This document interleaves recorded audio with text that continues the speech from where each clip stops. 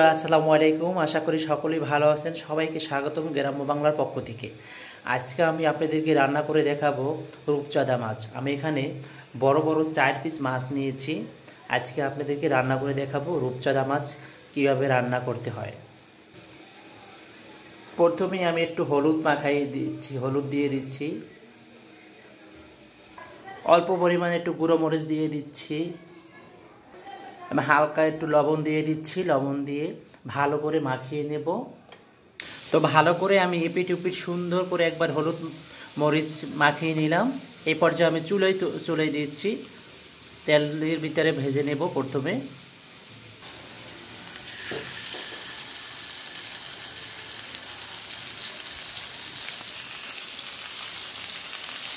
এক সাইড হয়ে গেছে, আরেক সাইড একটু উল্টে দিচ্ছি। ভেরি নাইস কালার হয়েছে, অসাধারণ। একবার লাল লাল করে ভেজে ফেললাম, এপিট ওপিট সুন্দর করে ভেজে গেছি। অনেকে মাছটা শুধু ফ্রাই খায়, যেহেতু আমি আজকে রান্না করব, আপনাদেরকে এখন রান্না করে দেখাচ্ছি। আজকে আমি ফ্রাই খাচ্ছি না, রান্না করে দেখাচ্ছি। আমি প্রথমে একটি কড়াইতে পেঁয়াজ দিয়ে দিলাম। পেঁয়াজটাকে ভালো করে লাল লাল করে একটু ভেজে নেব। তো বন্ধুরা, পেঁয়াজ একবার লাল লাল করে ভেজে ফেলেছি। এই পর্যায়ে আমি মশলাগুলো দিয়ে দিচ্ছি।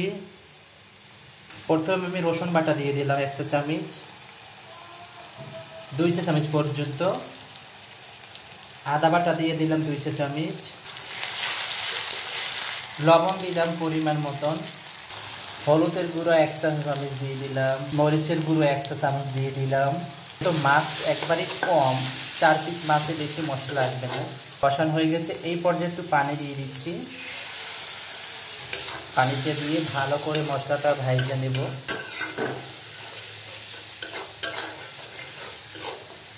এক চা চামচ জিরার গুঁড়ো দিয়ে দিলাম। তো বন্ধুরা, একবারই মশলা কষানো শেষ, মাছ দিয়ে দিব। তার আগে দিয়ে দিচ্ছি একটা টমেটো কেটে আর কিছু কাঁচামরিচ কেটে দিয়ে দিলাম।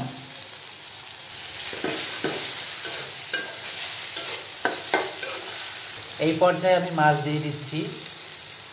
একবারে শেষ রান্না, মাছগুলো দিয়ে দিচ্ছি। সব মাছগুলো দিয়ে দিলাম। এই পর্যায়ে দিয়ে দিচ্ছি পানিটা।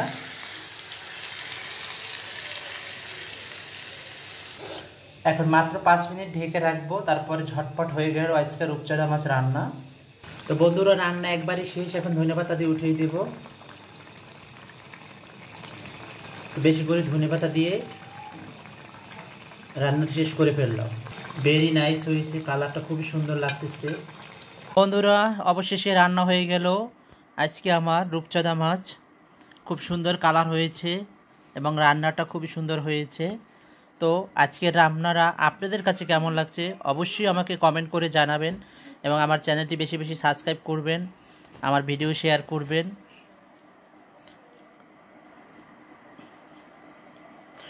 তো বন্ধুরা, আগামী ভিডিও দেখার আহ্বান জানিয়ে আজকের মতন এখানেই শেষ করছি।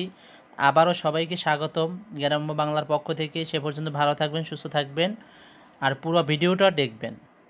পাশের বেল বাটনটি চাপ দিয়ে রাখবেন যাতে নতুন নতুন ভিডিও আপনারা পেতে পারেন।